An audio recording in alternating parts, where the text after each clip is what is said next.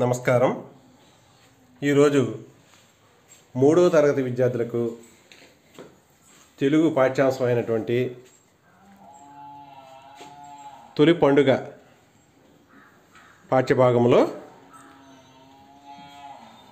ఉగాది తెలుగు ప్రజలు ముఖ్యంగా హిందువులు చేసుకునే పండుగలలో తొలి పండుగ ఉగాది. ఈ ఉగాది క్రొత్త సంవత్సరంతో సమానం.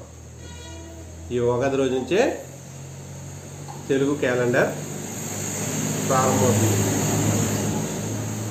చైత్రము, వైశాఖము ఇలా 12 నెలలు ఉంటాయి.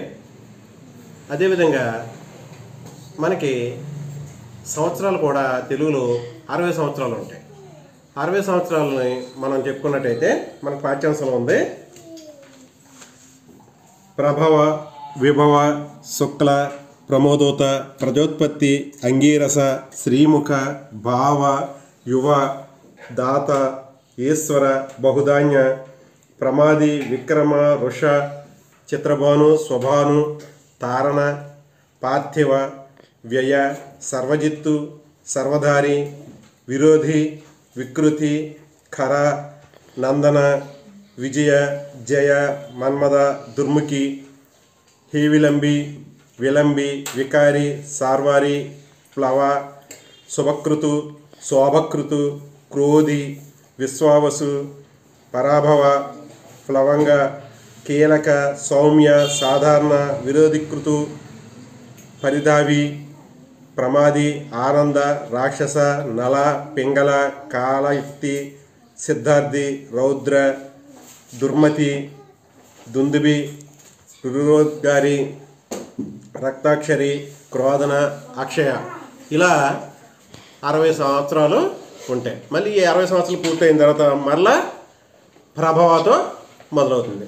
మరి ఈ సంవత్సరం మనకు వస్తున్న ఉగాది పేరు ఏమిటంటే ఇక్కడ రాసాను చూడండి, విశ్వావసు. ఉగాది తెలుగువారి తొలి పండుగ. ఈ పండుగతోనే తెలుగు సంవత్సరం మొదలవుతుంది. అందుకే దీనిని తెలుగు ఉగాది, తెలుగు సంవత్సరాది అని యుగాది అని పిలుస్తారు. మరి ఈరోజు ప్రత్యేకంగా ఒక పచ్చడిని తయారు చేసి అందరూ దేవుని ముందు నైవేద్యం పెట్టి ప్రతి ఒక్కరు కూడా కొంచెం కొంచెం ఆ పచ్చడిని సేవిస్తారు.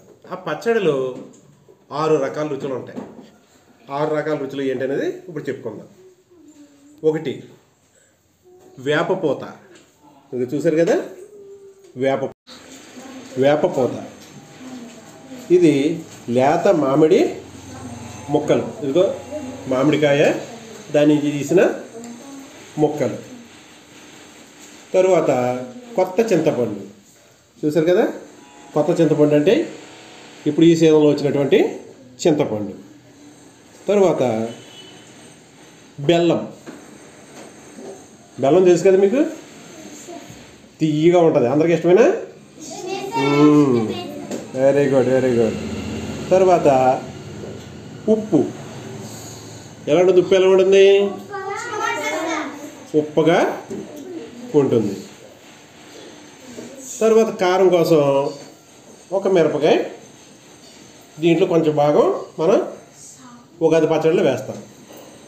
ఇప్పుడు ఎన్ని రుచులు అయినాయి చెప్పండి? ఇది చేదు, వేప పువ్వు చేదు, లేత మామిడి వగరు, కొత్త చింతపండు పులుపు, ఉప్పు ఉప్పే ఉప్పన,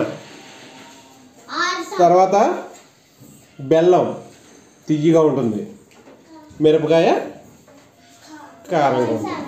కాబట్టి 6 కలిసి మనం ఒక పచ్చడిగా తీసుకున్నట్టయితే మన జీవితంలో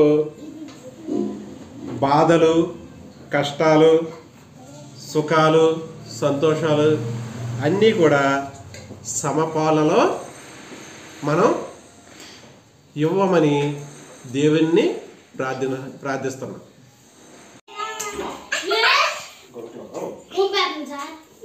దగ్గర పెట్టండి.